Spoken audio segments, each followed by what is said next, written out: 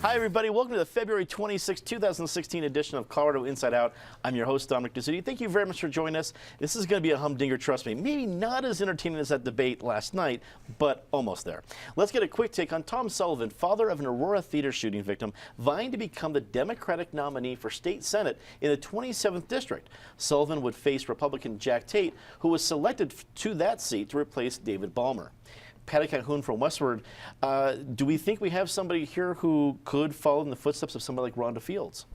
Well, he's certainly got a compelling backstory, and the incumbent has been there long enough to maybe get a cup of coffee, so he doesn't have a strong base. A lot of it's going to depend on everything else we see in this coming election season, whether a Democrat in that district is going to have a good shot at it or not. David Kopel from the Independence Institute and DU Law School. Right now, at least, we're seeing a pretty obvious one major issue from Tom Sullivan. But with Jack Tate, you have somebody who wasn't elected to that seat. Do you think it's going to be a pretty big race?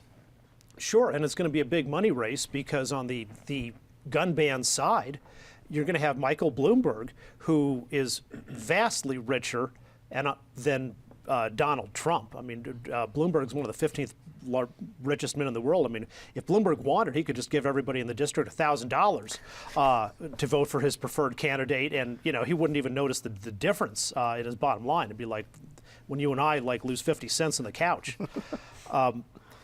Sullivan's problem is because he's been a political activist for a while, and when he was campaigning for other candidates, he was motivated, understandably and very sincerely and ardently, on the anti-gun issue, but as he explained, he couldn't campaign on that because that wasn't of interest, particularly his point of view, to the voters in his district. So we'll see, but I think he's a committed guy, and that's what Colorado's citizen legislature is partly about, is citizens running because they have something they care about and they want to make a difference.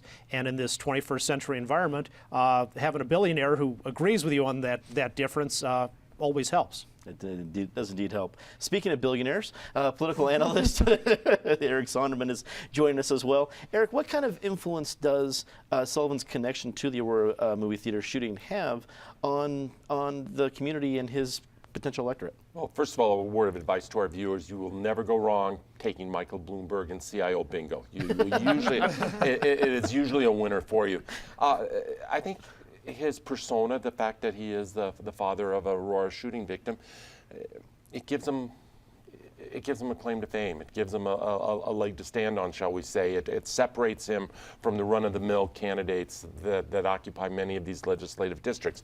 Candidates have different motivations for running, and the fact that you lost a son in an incident of horrific gun violence is as good a motivation as any.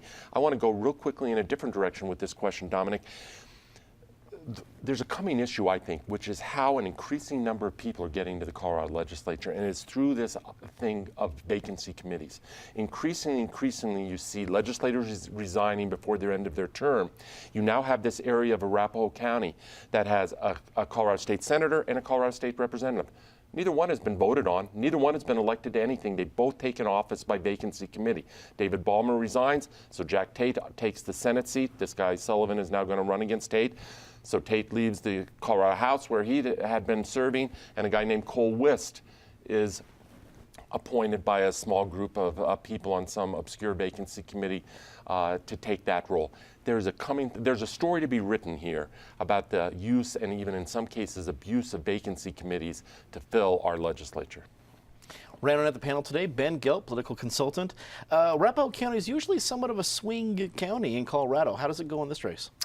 You know, I haven't looked at the data specifically for this district, but my sources tell me that it does lean Republican, that a generic Democrat has a very difficult time against a Republican. I think in the case of Tom Sullivan, you have a more compelling than average candidate who has a highly compelling backstory that's internationally recognized and known. And as Eric pointed out, you have a sitting senator who was appointed and elected prior to the House from a much smaller base. So I think in this instance, you're going to see a really competitive race where you're going to see, yes, how the gun issue plays out, and also how the message of being a pragmatic citizen representative in the legislature carries over someone who's appointed and has a much more political background and sort of trajectory. Colorado will take part in Super Tuesday next week as one of 12 states holding presidential caucuses or primaries. Some believe Bernie Sanders may be able to use a Colorado win to bolster his campaign. Meanwhile, some are beginning to think that the GOP may not be able to stop Donald Trump from getting the nomination after his wins in South Carolina and Nevada, despite a blistering debate on Thursday. Let's do a couple rounds on this one. Patty, let's start with the debate since that just happened last night. It was a fantastic political theater to watch. I'm not sure if folks of the GOP establishment were grinning, but it certainly was entertaining. Is there a formula that you see where Donald Trump doesn't get the nomination? Yes, if he suddenly decides he wants to move to Bali. And the thing about last night's debate had everything, including the kitchen sink, where I believe Ben Carson mixed up his fruit salad. You just couldn't get, it just got better and better. You had the Cuban-American sandwich around Donald Trump, where Cruz and Rubio are punching. And to see Mario Rubio's comeback, I would like to know who trained him, maybe Muhammad Ali, because he really came out swinging, didn't have the flop sweat of previous debates. He really was working on taking down Trump. But the extraordinary thing about Donald Trump is he, like his hair is unflappable, he is undentable. I mean, he just keeps coming. It doesn't seem to matter, no matter what punches land on him, where his popularity lies. People just are mad and want to vote for Donald Trump, and they don't care what everybody else says. There were some other good moments. Kasich, certainly on his Apple comment, made more sense than anyone has on the complete campaign trail this season, but it's not going to get him many votes. Donald Trump is going to be very, very tough to stop. It's really not a season where common sense on some issues are really going Where to get any you anything. sense You're really right. reigns. Exactly. David, when we saw the debate yesterday, many pundits came out and said this was the first time, at least with Rubio and Cruz, really came out and really swung at Donald Trump. Is it too little too late, or is there some actual difference that can be made with simply one debate? Oh, this election is going all the way down to June 7th in California.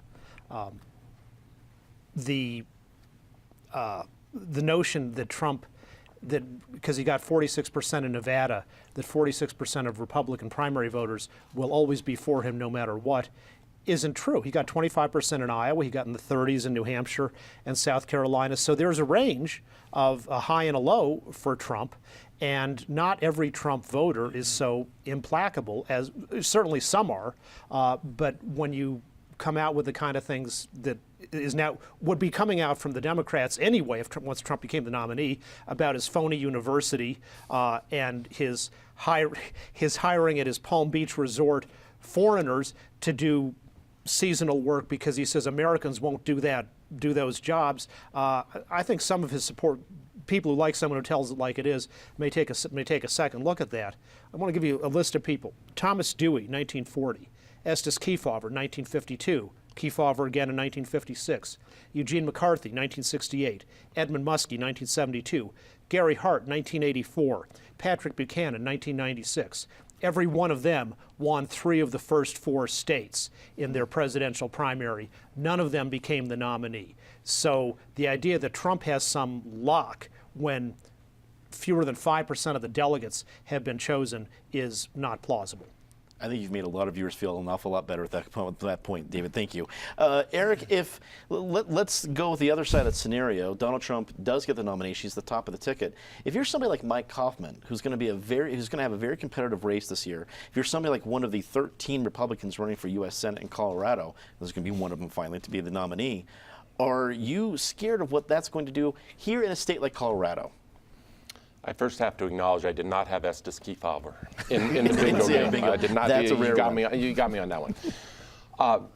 Republicans are nervous across the board, whether you're Mike Kaufman, whether you're a Colorado Republican, whether you're a Republican running for county assessor, county surveyor, or whether you're a Republican anywhere in this country running for governor or U.S. Senate. You are nervous because we're in somewhat unprecedented territory. To David's point, I'm going to half agree and half disagree. The historical examples were very compelling, and there are plenty of examples of candidates who've gotten off to rocket ship starts as the primary and caucus process started, and then hit a ceiling quickly and were taken down. In terms of Trump's support, though, there had been a notion that I think is now being disproven, perhaps unfortunately so, that his ceiling was in the mid-30s.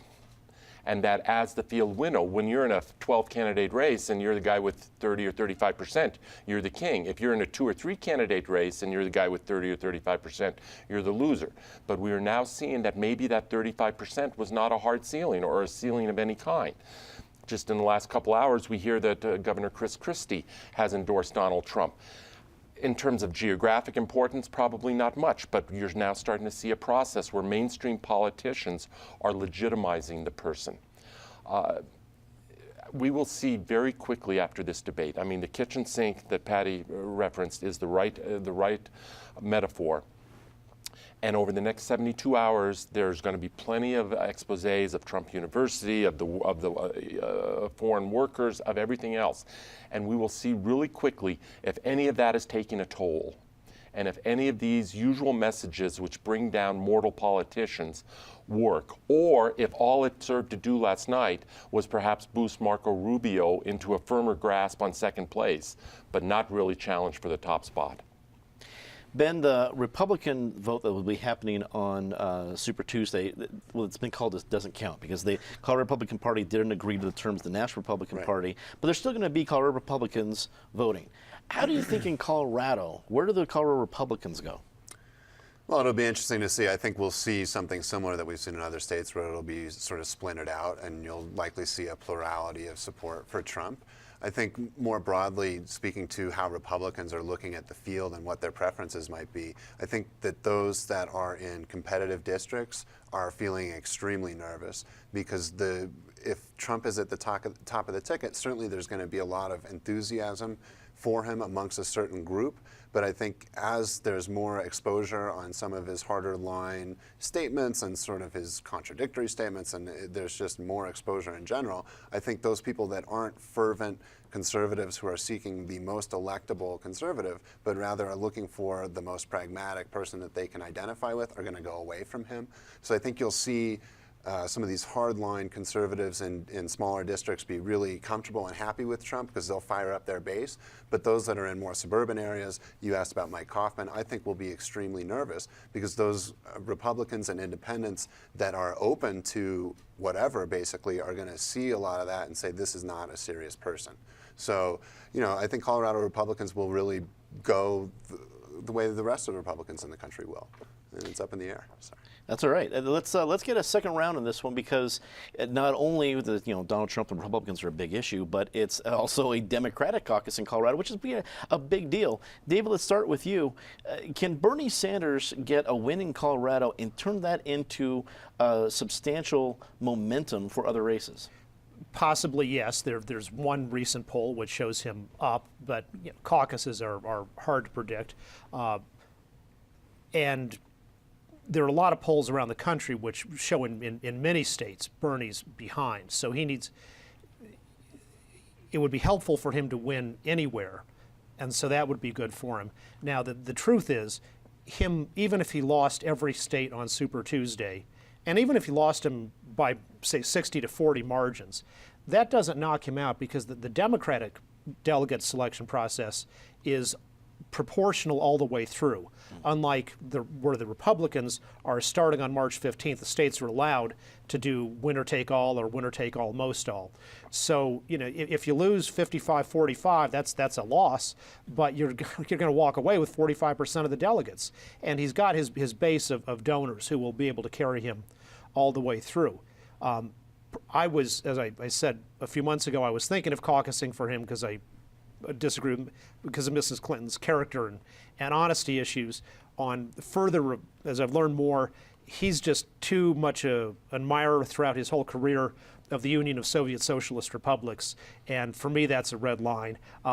It's one thing to say Denmark is swell. It's another thing to say the government under Leonid Brezhnev was swell. So I will be caucusing in favor of uncommitted, because I think the party can do better and has historically done much better for its nominees than either of the two current front runners. Eric, it seems like all the conversation on the Republican side has been about the anti-establishment. That's where Trump's getting a lot of his energy. In this one, we have a front runner, Hillary Clinton, who firmly represents the establishment. In fact, the establishment getting to the point of you're anti-American if you're going to vote the other way. Do you think Super Tuesday is a defining moment for her, or does Sanders drag this thing out into the summer? It could be a defining moment for her. And with David's backing away from Bernie Sanders, that's a major blow to the Sanders campaign across this country, because he was part of that core base that Bernie Sanders is pitching his message to. I will disagree. If Hillary Clinton comes close to running the table on the 12 states on Tuesday, I think that nomination process, Bernie Sanders will fight on. He has the money to fight on. He has a passionate base of people that will fight on with him, but it will start to wind down. If he was going to emerge as a serious long-term threat to Hillary Clinton, he had to do that early. It's not going to happen in later states. He had to do that early. Colorado is a made for Bernie Sanders kind of state in terms of the composition of the Colorado Democratic Party. Sanders is going to need, out of 12 states on Tuesday, at least 3 or 4 wins to point to that he can put up on the board, on the big board of all the cable networks Tuesday night. It is hard to see how he gets those 3 or 4 wins if Colorado is not one of them. I think my biggest point on this issue, Dominic, is just how irrelevant Colorado has made itself in both parties, particularly the Republican Party. We're not even doing a preference poll. This is the wildest, wackiest election with high stakes. And yet, if you are a Colorado Republican, you have no way of registering in whether you're for Donald Trump or if you think Donald Trump is the worst thing in the world, whether you're for one of the 2 Cuban candidates or if you think Ben Carson is somehow the magic answer. You have been completely disenfranchised. On the Democratic side, yes, we have a preference poll, but I have to say, Colorado caucus system was antiquated and archaic 25 years ago, and it hadn't gotten any better in the intervening 25 years. For a state that is the ultimate purple state in November, we're the ultimate non-entity state in March, and that is a shame. Ben, let's get to where you think Colorado Democrats are going to go. At the end of the day, when that big board that Eric referenced, will Sanders be able to point to Colorado as a win on Tuesday? I think it's going to be very difficult. And just to touch on the history of caucus and primary, I will say in '92, my dad actually helped establish a Democratic primary, which I was really excited to go watch him participate in, and I still can't believe we don't have it. And it's exactly what Eric was saying. We're allowing ourselves to continue to be a flyover state. Even though everybody pays so much attention to us, we really ought to do more to capitalize on the amount of influence that Colorado has begun to have in the nation. How do I think Bernie will do here? I think it's going to be very difficult. The poll that David referenced had no context. There was no prior polling, so it was just sort of a random sample of people, and who knows what the bias may have been. Obviously, Bernie has spent quite a bit of money here. The Clinton team has also spent a fair amount of resources. They've deployed Bill, I believe, twice, once just a couple weeks ago. So it'll be tight. I don't think that there's any chance that Bernie's going to go away, win, lose, or draw on Super Tuesday. He's going to fight it out. I think there's a decent chance, we were talking about this a little bit before the show started, that both conventions could wind up being brokered. The Republican convention is getting maybe more difficult to get into that scenario, but still very plausible. And the Democratic picture, because it's not a win or lose scenario, because you can keep what you win, even if you don't get majority, it could really get to be a fight at the convention.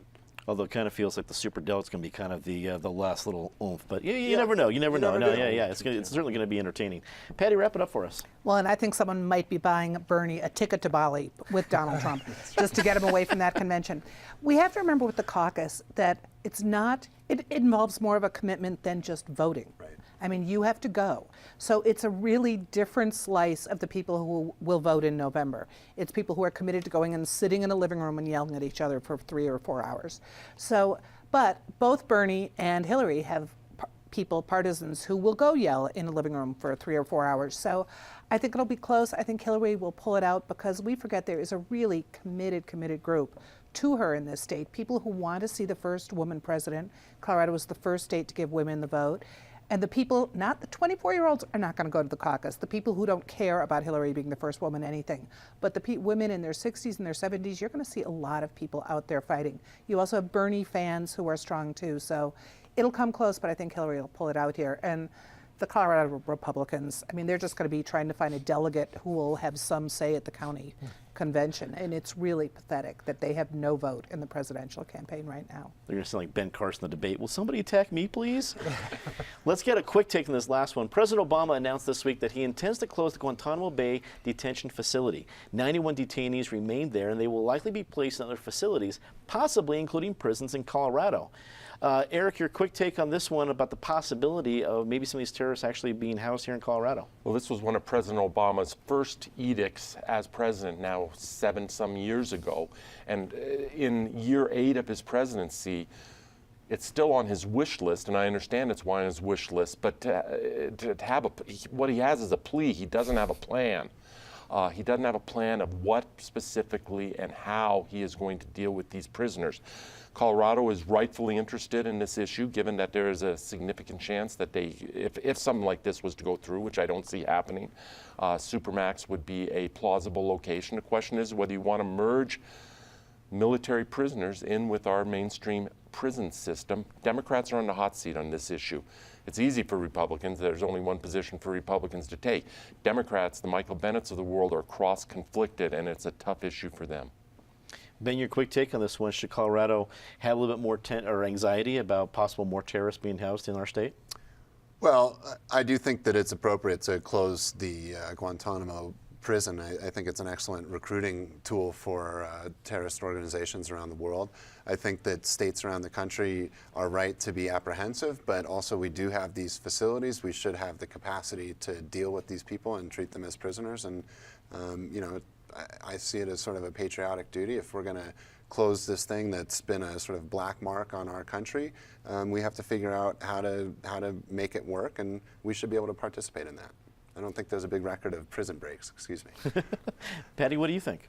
Well, people are forgetting just who we already have imprisoned in Colorado. We have terrorists. We have Ted Kaczynski. We've got Blago, the Illinois governor, disgraced Illinois governor. So we certainly have had dangerous characters in prison here before. So if it comes to it, Colorado's going to wind up taking some of them. It does make more sense to use a military-type prison. And let's not forget, say, Hardin, Montana, which was welcoming the Gitmo prisoners. You know, it would be a great economic boon for them, and it's pretty hard to escape Hardin, Montana without looking obvious if you're from that part of the country. So we'll see what happens here, but I think Colorado has to be willing to step up for some of them. David, wrap it up for us. Colorado should step up if it would help the national defense. I think it works to the contrary. The law, by the way, forbids Obama from doing this. Congressional appropriations have said you can't spend a penny of taxpayer dollars to move these people out of Guantanamo and into the United States. One of the reasons why Blago or Ted Kaczynski imprisoned in Colorado, they're not a threat to Colorado because you don't have to worry that Blago's got a lot of friends who are going to try some spectacular prison break or, for example, take the town of Florence hostage and threaten to kill everybody in it unless Blago gets released. In contrast, the Guantanamo folks have a lot of friends from around the world who would just love to do something like that. So we're elevating the threat to Colorado without making us better off, the country better off. Let's get to our favorite part of the show, Disgrace of the Week. As always, Patty, start us off. Well, because I know it's going to bother David, I'm going to say the internet rumor that is sweeping the country right now, which is that Katy Perry is actually John Benet Ramsey. I'm not making up the fact that the rumor is flooding. It is not true, although it is also true we have never seen Katy Perry and John Benet Ramsey together. David? Nor have we seen her birth certificate. The Green Party of Colorado, which after one of their former state legislative candidates murdered a sheriff's deputy in Bailey, Colorado, still said what a wonderful fellow he was and blamed the whole thing on the eviction crisis and affordable housing. That's a stretch for a PR person. Eric? both sides in the debate over how to process a Supreme Court nomination. It's the ultimate game of situational ethics. There are no ethics. It all depends on the situation you're in. Joe Biden, with that tape that was released, is a perfect example. The Republicans are equally guilty. There is no sense of core principle. It's all about political and ideological advantage. Shame on both sides. And people ought to step up and do a job here and move past this idea of situational ethics. Ben. Well, our Attorney General Cynthia Kaufman, I think, had gone too long without any bad press, and this week made some inexplicable statements in regards to Sue Klebold after her book and wonderful interview about just being more aware of signs of depression in teenagers and trying to help other people catch these things before it becomes a disastrous, murderous, terrible thing. So shame on Cynthia Kaufman for her statements regarding Sue Klebold. Say something nice about somebody? Patty? Well, just so the Colorado Republican Party doesn't get arrested, Matthew Arnold, who wound up filing suit, he is clear the bench. He's worked on a lot of different campaigns. He was concerned the Colorado Republican Party was not doing filling out its campaign finance reports properly, and indeed the party just got slapped by a local judge. David. The University of Colorado men's basketball team, which just beat Arizona, one of the top teams in the country. Eric. Couple of good ones. I was privileged earlier this week to spend a day interviewing incredible young high school kids for Daniels scholarships, the whole Daniels scholarship program. These are 230, 250 kids a year, and we're now up over 3,000 kids over the life of this program. Diamonds in the rough who've had a college opportunity and a college education they wouldn't have otherwise had. An incredible legacy to Bill Daniels. Ben. It's a great program. My girlfriend's actually a Daniels scholarship, so good choice. My fame of the week goes to Senator Jesse Ulubarri, who announced his resignation, and he won't be seeking re-election. He's going to go work for the Wellstone Advocacy Group, and I think it's a tremendous move from a tremendous young man. That's all the time we had tonight. Be sure to tune in to the season finale of Mercy Street on Tuesday at 9 p.m. It's been a great Civil War series for PBS. Hope you check it out. As always, remember to check out the CIO podcast on iTunes and our web exclusive segments here on Twitter. Not here on Twitter. For everyone here at Channel 12, I'm Dominic Dezzutti. It's easy for me to say. Thanks for watching. Good night.